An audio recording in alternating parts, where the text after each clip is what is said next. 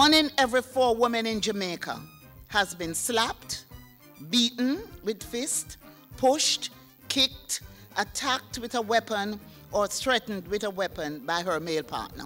These are statistics that are cause for concern. It's why the government is doing its part to address this level of violence. It is my distinct honor to now officially launch the first public education campaign for the National Strategic Action Plan to eliminate gender-based violence. No excuse for abuse. #NEFA. Stay with us for the details and learn how you can prevent gender-based violence. You're watching Jamaica Magazine, and I'm Adrian Atkinson.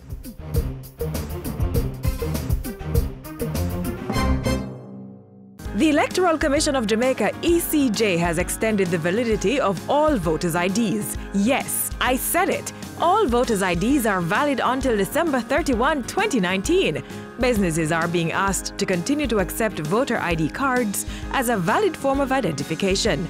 Don't worry, the ECJ will continue to process new and replacement ID cards until the new expiration date. For more information, call toll-free at 1-888-991-8683 or email eojinfo@eoj.com.jm. The Electoral Commission of Jamaica, committed to free and fair elections.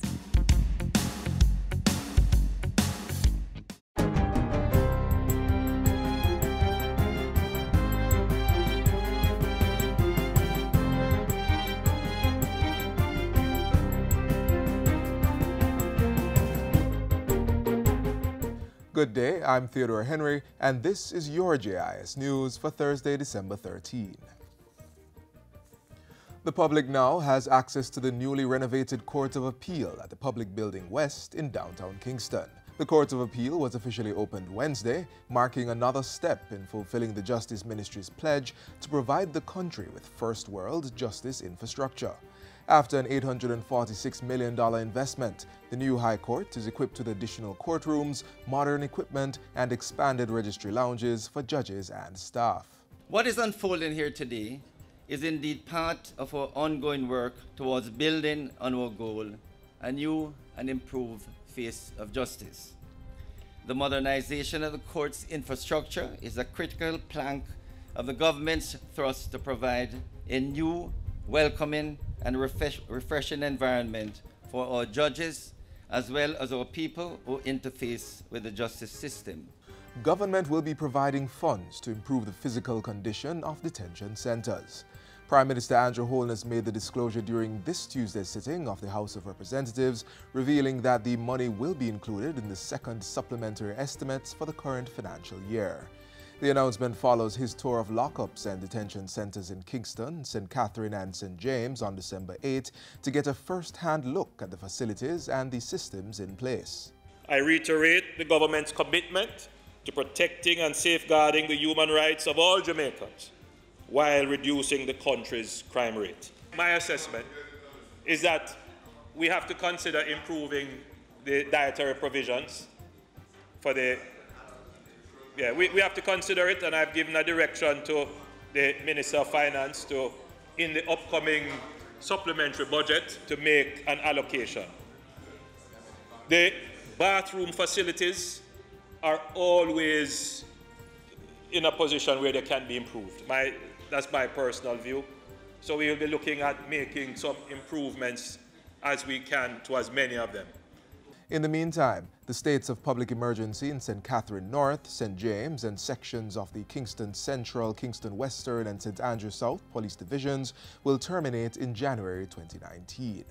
On Tuesday, all 33 government members of Parliament voted in favor of extending the security operations, while the opposition MPs voted against the measure.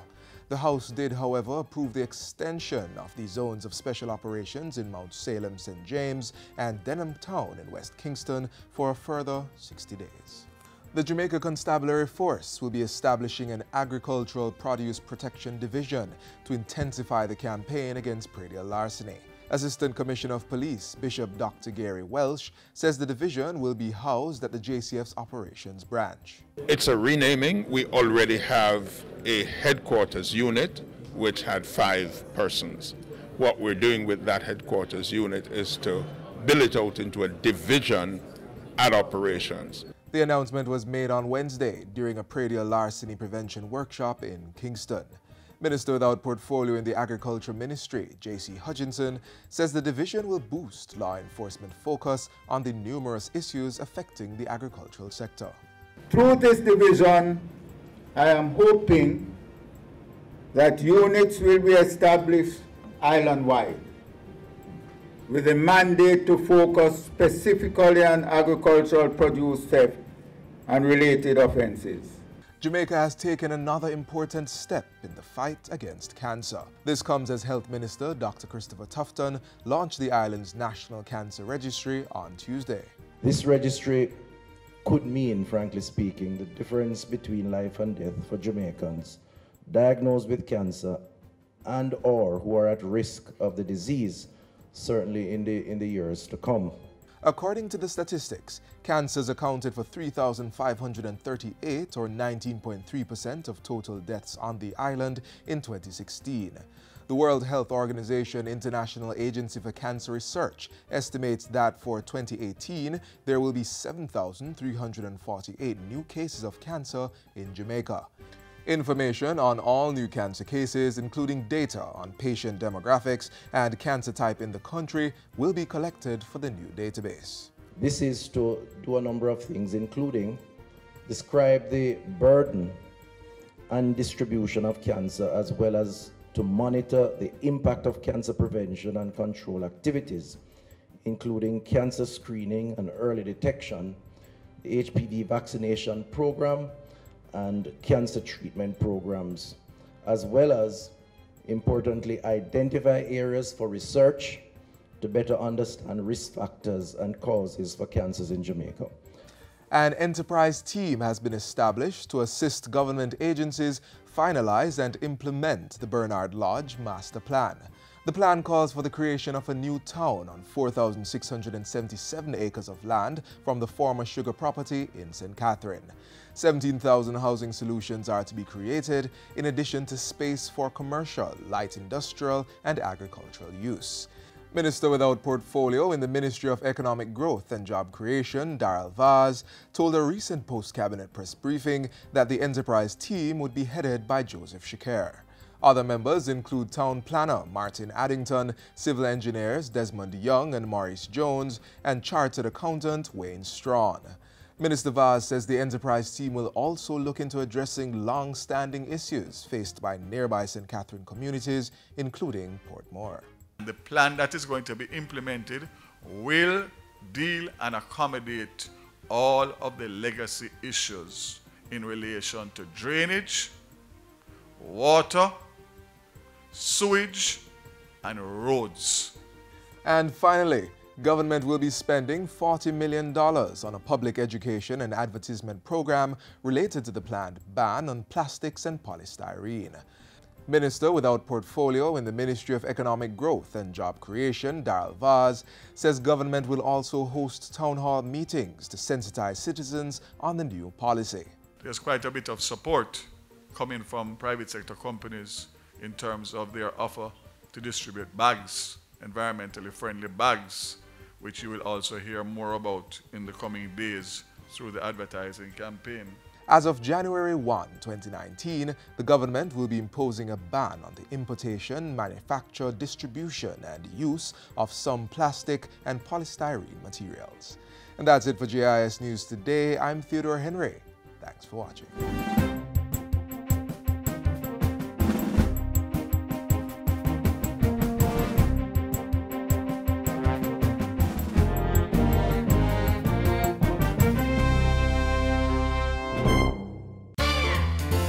January 1, 2019, the government of Jamaica will impose a ban on single-use plastic scandal bags, 24 by 24 inches or less in dimension, plastic drinking straws, and the importation of expanded polystyrene foam. Plastics take up to 500 years to break down and end up in our environment, stifling our animals, plant life, and livelihoods too. Refuse single-use plastic products. Start using reusable items. Bring your own bag.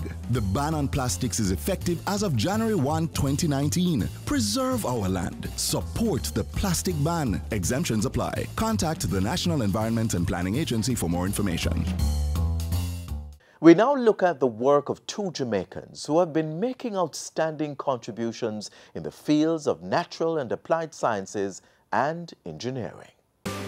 Advancements in science and technology are facilitating an enabling environment for innovation and creativity. This in an effort to promote individual and national growth. We celebrate the men and women at the forefront of these processes through the National Medal for Science, Technology and Innovation. I always believe in that. Only the best is good. Science is important because, let's say diseases, for example, you need to treat diseases and you need to find natural products which can make the people healthy, and we can develop medicine for export and also bring economic rewards, and that the country can be much better in terms of health and finances. I went to Germany and to Alexander von Humboldt Research Fellowship. This was where the major anti-cancer work was done with Professor Rosen and Professor Cross. This work will be very significant work on the DTS. As a compound we isolate from the guinea hen weed as an anti-cancer agent. The contribution that I've made is the dibenzyl trisulfide, the DTS. We have now made a tonic wine of that product, and we have put it on the market, and we are now in the position to do a clinical trial on pure DTS isolated from the plant, and some companies have synthesized it. So the work has got the attention of international scientists. The DTS has potential in treating cancer. It is doing very well in hospital. They inject it directly to tumors, and then these tumors perish or dies out. And I think scientists are now looking at the work. I think that Jamaica stands to benefit from this. I've worked on about 300 Jamaican plants, and the guinea hen weed is just one of them. And at UTech here, we start to do some good research in natural products. I think the findings that we get from these plant extracts is what keep us going. I think the legacy that I want to leave behind is the fact that a Jamaican woman was able to break the glass ceiling in the spirits world and become the first female master blender globally. I actually joined the company as the chief chemist and became so fascinated with the art of blending and how you can combine so many different rums to create these complex flavors.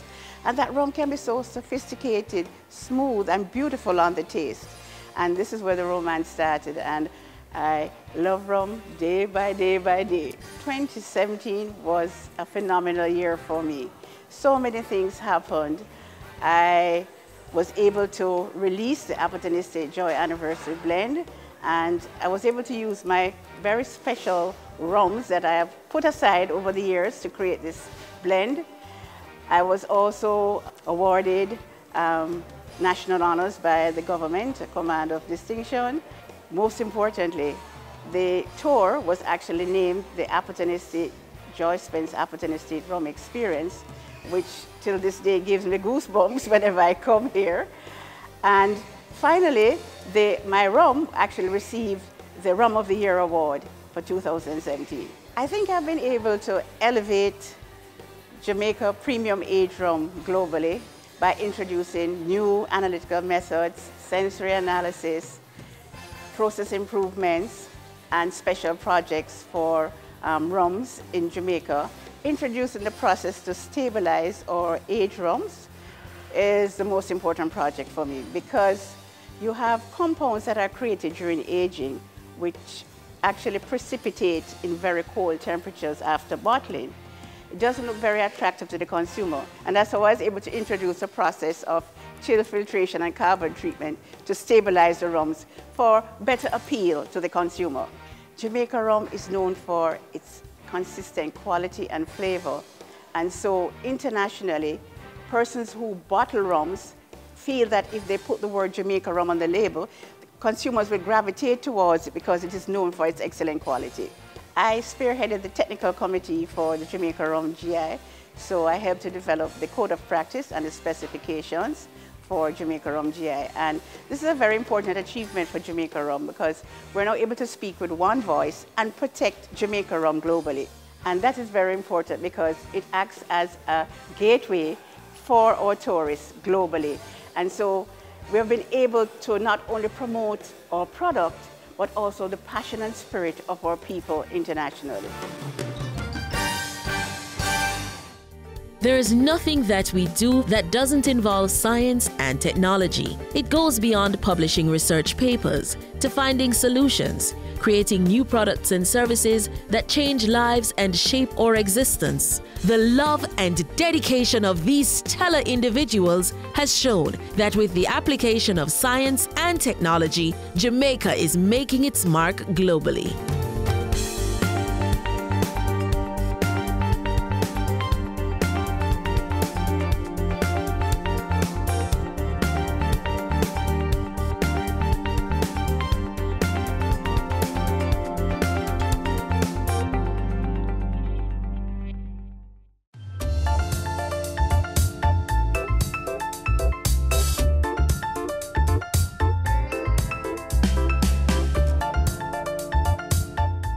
The Ministry of Gender has been very active in the fight to reduce and eliminate all forms of intimate partner violence and gender-based violence. This includes strengthening legislation and providing shelter for victims. But the work is ongoing and requires the involvement of everyone. Here's how you can help through the No Excuse for Abuse campaign.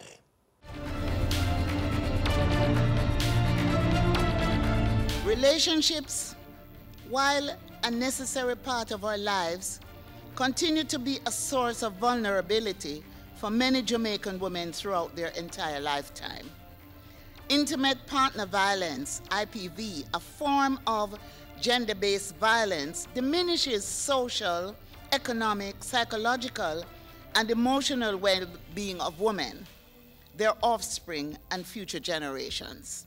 Understanding intimate partner violence is multifaceted, and so its elimination has to be coordinated and collaborative. We now know from the results of the Women's Health Survey that 1 in every 4 women in Jamaica has been slapped, beaten with fists, pushed, kicked, attacked with a weapon, or threatened with a weapon by her male partner. We know that 1/4 of women in Jamaica have been sexually abused by men who are not their intimate partners.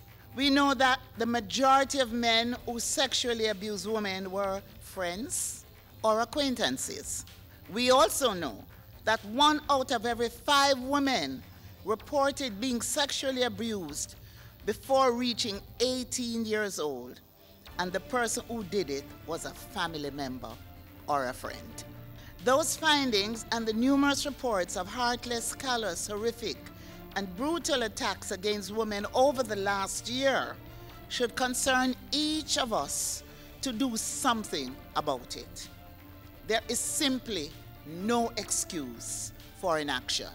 The UNFPA Caribbean Sub-Regional Office has designed and developed an online interactive platform to assist with Jamaica's efforts to reduce and prevent gender-based violence in all forms.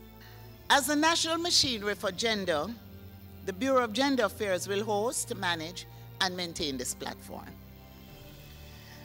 The Bureau will utilize the online platform to promote community engagement and ownership, to raise awareness of gender-based violence as violence and a form of discrimination, and to provide a safe and secure space that allows victims and survivors to share their experiences and find support for persons with similar cases. We will also use the platform to provide basic information on clinical and health service providers. It is my distinct honor to now officially launch the first public education campaign for the National Strategic Action Plan to eliminate gender-based violence. No excuse for abuse. Hashtag NEFA. Hashtag NEFA will be placed on all collateral materials and mentioned in news releases and features. Varying messages will be used to relay different thematic messages and target groups supported through the findings of the Women's Health Survey 2017. NEFA is not just another campaign to sensitize people about the horrific effects of violence against women. This campaign is guided by gender and behavioral change communication and aims to destroy the conditions that condone, that enable, that ignore and treat violence against women as a normal part of life. Therefore, NEFA is expected to achieve the following outcomes: increase public awareness on what is gender-based violence, increase public awareness on gender-based violence in Jamaica with the view to preventing it, increased understanding of the roles of government and civil society in response to gender-based violence. The campaign will be targeted to the following publics: women ages 15 to 35 and men ages 15 to 40.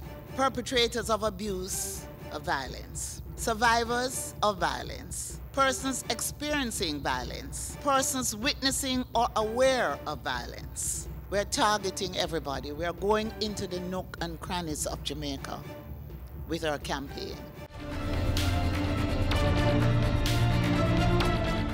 What is the National Identification System?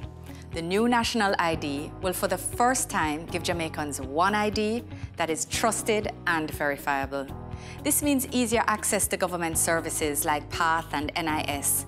It will be easier to do business with the government and the private sector. Eventually, there'll be no need to walk with more than one ID. Support the new National ID. Get the facts at nidsfacts.com or on Facebook, Twitter, and Instagram at nidsfacts. To get a business started, most times you have to start small and grow big. So it was for Benjamin, a farmer who found 3 peas that grew into acres of revenue for him and his family. All this from just 3 peas. While we're coming, I saw 2 grain of peas on the road and I picked it up. I take it home with me and I planted it beside my callaloo garden at the home. This was in 1982 and the 3rd pea was found just a few days later at the same spot. I saw a sucker. I just take my machete, take it up like that, and I hold it like that and go to the field. And I planted it there. And that's how I started.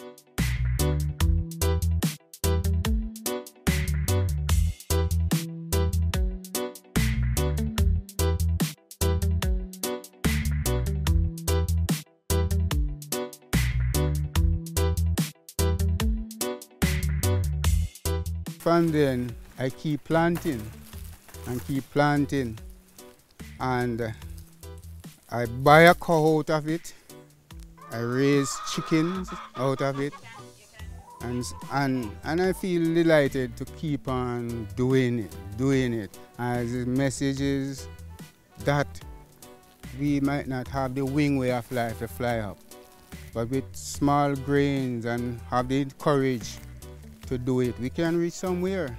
Words of wisdom from Zephaniah Gibson, affectionately called Reuben, which somehow evolved into Benjamin. This West Rural St. Andrew farmer is proof positive that big things can come from small starts. It's a message he's eager to share, using his success as an example, from 3 peas planted in 1982 to close to 1 acre being sown and reaped today. It's a journey that has been documented in a manuscript titled Benjamin's Adventure. And it born out of a desire to help those who are lazy. You don't want to do anything. And you say, this little morsel or this little, 2 grain is too small to start with. But Benjamin started with it. And it wasn't hard to do it for me because I love farming. And here is it today. rain in abundance.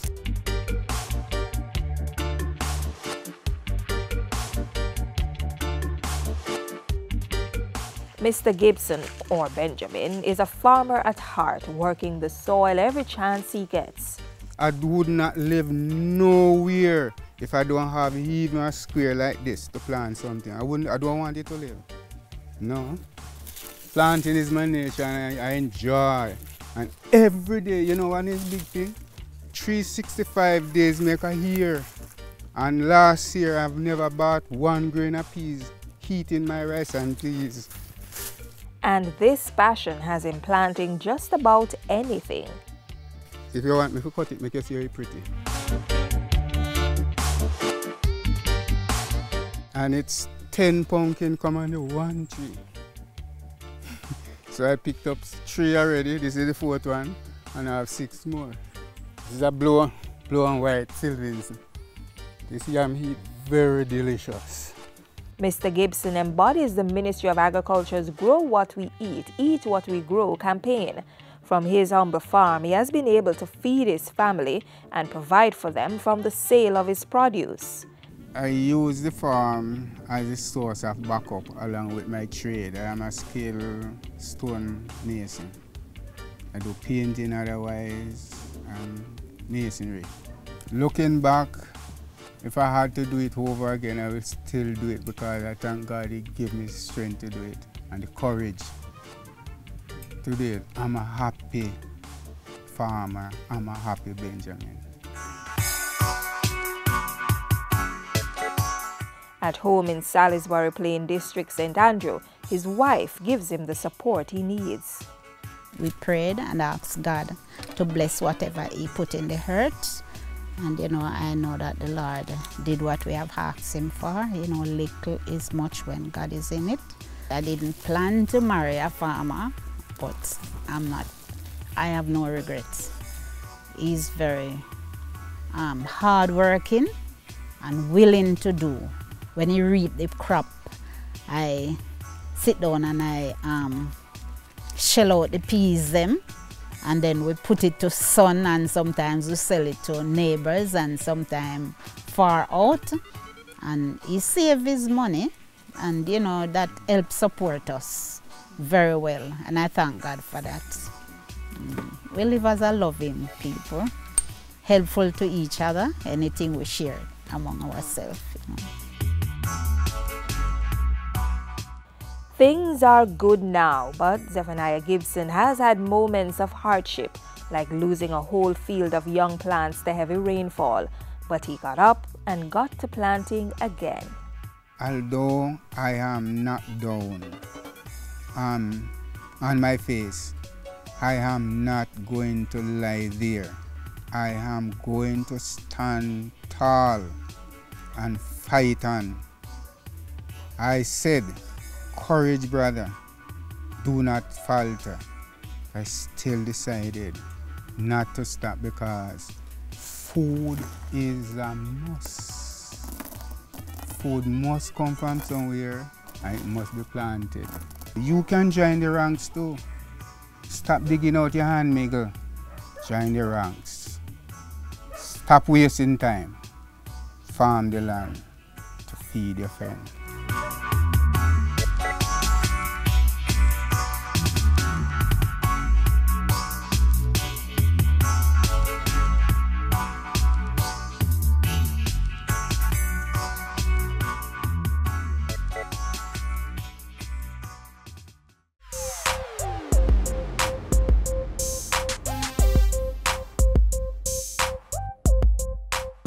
And as we close today's show, we ask that you stay connected via our website, jis.gov.jm. And while you're online, send your feedback to Jamaica Magazine at jis.gov.jm or via tweet at JIS News. On behalf of the entire production crew, I'm Adrian Atkinson. Do take care.